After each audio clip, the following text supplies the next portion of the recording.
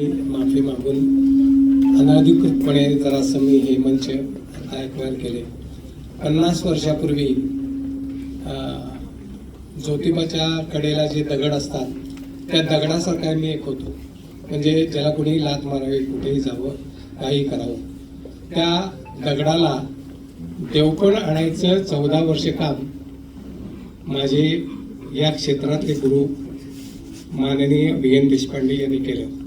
आणि त्यात नंतरच मला त्या दगडातनं देवपण आलं. आता त्यानंतरचा भाग म्हणजे गेले 25 वर्ष मी या क्षेत्रात म्हणजे पर्यावरण क्षेत्रात काम करतोय.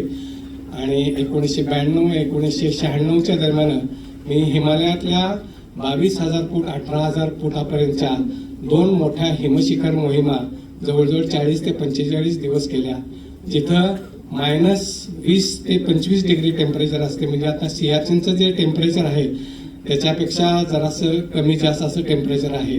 अशा मोठ्या एक्सपिडिशन केल्या. त्यानंतर 1993 मध्ये जेव्हा सास्तूरला भूकंप झाला, त्या भूकंपात सर्वात महत्त्वाची गोष्ट होती की लोकांना जेवायला वाढायचं. आणि आम्ही इथनं कोल्हापुरातनं शहीद राजू जाधव मेमोरियल फाउंडेशन, आणखीन कोल्हापूर माउंटेनिंग फाउंडेशन तर्फे आम्ही 35 ते 40 जण गेलो होतो. त्याची पूर्ण जबाबदारी माझ्यावर होती. आणि जवळजवळ आम्ही 30 ते 35 दिवस लोकांना जेवायला वाढत होतो. आणि आम्ही जेव्हा तिथं पोचलो तेव्हा तो 5वा 6वा दिवस होता. प्रेतं अशी पडली होती की रस्त्यावर काहीतरी कागद किंवा आता प्लॅस्टिक पडावं तशी प्रेतं तिथं पडली होती. तर ती प्रेतं उचलण्याचं काम आम्ही करायचं आमच्याकडे आलं. म्हणजे लोकांनी त्यांनी सांगितले प्रेतं उचलायची आहेत, आता काय करायचं. मग त्यावेळेला काय ग्लोव्ज वगैरे असे काय डॉक्टरांच्या सारख्या अशा काय येत नव्हत्या. मग आम्ही साधी युरियाची पोती किंवा काहीतरी घेऊन त्या प्रेतानं उचलायला गेलं ना की पोटात इकडनं हात घातला की इकडनं बाहेर यायचा. अशी प्रेतं आम्ही त्यावेळेला उचलली. म्हणजे एवढं मोठं कार्य मी 35 दिवस आम्ही आमच्या टीमने केलं. It is team work, it not आज स्वतःचं काय काम नाही आहे. त्यानंतर या सर्व कार्याचं एक क्षेत्र म्हणून मला या इंडस्ट्रियल जे आपलं कोल्हापूरचं औद्योगिक विश्व जे आहे पूर्ण जेवढ्या जिल्ह्यात आहे त्यातलं सर्वात पहिलं गुणवंत कर्मचारी म्हणून महाराष्ट्र राज्याच्या राज्यपालांच्या हस्ते माझा सत्कार मुंबईला करण्यात आला. आणि त्यानंतर आता तुम्हाला मुद्दा म्हणून सांगतोय की मी बायो एन्झाईम या विषय आता या ह्याच्यावर मी खूप काम करतोय. हा खूप मोठा विषय आहे आणि आपल्या सर्वांचा आवडीचा आणि खूप महत्त्वाचा आहे, ज्याच्यामुळं आपलं पाण्याचं प्रदूषण थांबेल, मातीची गुणवत्ता वाढेल. असे अनेक साधे साधे उपाय आहेत. मी प्रत्येकाला इथं तुम्ही सर्व मोठे लोक आहात, एखादं काहीतरी त्याच्यावरचं लेक्चर भाषण किंवा काहीतरी लोकांच्यासाठी तुम्ही ठेवा. कोल्हापूर शहराचं पाण्याचं इथं जे जयंतीनं आलेलं घाण पाणी येते किंवा बाकीच्या ठिकाणी होते, ह्याला ते प्रदूषण मंडळाची लोक जबाबदार नाही. त्यांच्यासमोर जाऊन त्यांच्या अंगावर बाटल्या फेकण्यापेक्षा आपण काय करतोय हे आपल्यालाच माहित नाही, आपण किती घाण करतोय आपल्याला माहित नाही. त्यामुळे हा प्रसंग येतो. तर हा फार महत्त्वाचा प्रसंग आहे. आणि तिसरी गोष्ट सांगायची म्हणजे की मी हल्ली म्हणजे या एक 6-8 महिन्यात मलाच माहीत नव्हतं की मेलेली झाडं मी जगवतो. म्हणजे कुठं बांधकाम चालू आहे, कुठं काय रस्त्याचं बांधकाम चालू आहे, अशी कोणतरी लोक झाडं घेऊन येतात, मग त्याचं पुनर्रोपण कुठंतरी करतात. आणि त्यावेळेला मग मला ते बोलवतात. ती झाडं 2-3 महिन्याची, 2-3 दिवसाची, 4 दिवसाची असतात. तर अशी जवळजवळ आतापर्यंत 16 झाडांना मी ट्रीटमेंट केली. त्या 16 झाडातली 14 झाडं जगलीत, 1-2 झाडांना मी जगू शकलो नाही. त्यातलं आत्ताचं लेटेस्ट झाड म्हणजे अयोध्या थिएटर जे आहे ना आपल्या तिथं एक आत्ता देवळाचं बांधकाम चालू आहे.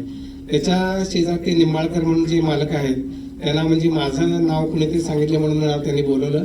त्या झाडाला मी गेले 15 दिवस ट्रीटमेंट केली. गेल्या 4-8 दिवसात काय करू शकलो नाही. तर ते औदुंबराचं झाड आहे, जगते का बघायचं. तुमच्या आईसाहेब महाराजांच्या पुतळ्याला अगदी समोरच ते दिसतंय. तर सहज आता बघूया जगते काय, तर माझं म्हणजे मला शाबासकी मिळेल, नाही तर काय मिळणार नाही. आणि तिसरी गोष्ट म्हणजे माझी जी बाग आहे, मी इथं असलेल्या प्रत्येक व्यक्तीला किंवा त्यांच्या संबंधितांना विनंती करतो, माझी बाग ही डास विरहित आणि माती विरहित आहे. ती डास विरहित कशी आहे, माती विरहित कशी आहे, म्हणजे माझ्याकडे येणारा मी कुठल्याही माणसाला सांगतो की माझ्या घरी तुम्ही आलात आणि संध्याकाळी 6 ते 8 वाजेपर्यंत तरी थांबलात आणि तुम्ही एक डास दाखवला की तुम्हाला ₹1 बक्षीस. 2 डास दाखवले की 2 रुपये बक्षीस, 3 डास दाखवले की 3 रुपये बक्षीस, सो ऑन. आणि जर डास तुम्हाला दिसलाच नाही तर तुम्ही मला उलटे पैसे द्यायचे. अशा तऱ्हेनं मग ते काय आहे आणि ते तुम्ही करू शकतो का, आपण करू शकतो का. इथं सर्व तुम्ही मोठे लोक आहात, तुमच्या सर्वांच्या घरात बागा असणार आहेत चांगल्यापैकी. तर त्या बागांच्या मध्ये अशी काही तुम्ही प्लॅन्ट्स, झाडे, अगदी साधी साधी झाडं आहेत ती तुम्ही लावली की तुमच्याकडे डास येणार नाहीत. म्हणजे दररोज तुम्ही जे घरात 5 खोल्यात 6 खोल्यात तुमच्या हॉलमध्ये गुड नाईट वगैरे लावताना त्याच्याऐवजी मोठ्या मोठ्या कुंड्यात तुम्ही ती झाडं लावली की तुमच्याकडे ते गुड नाईट पण आणायचं काम नाही आणि काहीच काम नाही. ती झाडं म्हणजेच तुमचं गुड नाईट 24 तासाचं. म्हणजे गुड नाईट तुम्ही रात्री लावणार सकाळी काढणार, तसं काय भानगड नाही. कशा लोकीच त्या गोदरेजला बाकीच्या लोकांना तुम्ही पैसे 150-200 रुपये त्या सगळ्या त्या युनिटला द्यायचे काही कारण नाही. शिवाय प्रदूषण होतं, नाकाला त्रास होतो, असं काही कारण नाही. अशा तऱ्हेनं माझं हे काम चालू आहे. मी निसर्गमित्र किंवा तसंच गार्डन्स क्लब, आपली बाग, बागप्रेमी, कोल्हापूर अर्थ वॉरियर्स, इथे समोर बसले तर साहेब त्यांचे, आणि वृक्षमित्र संस्था आणि इतर संस्थेत सहयोगानं काम करत असतो.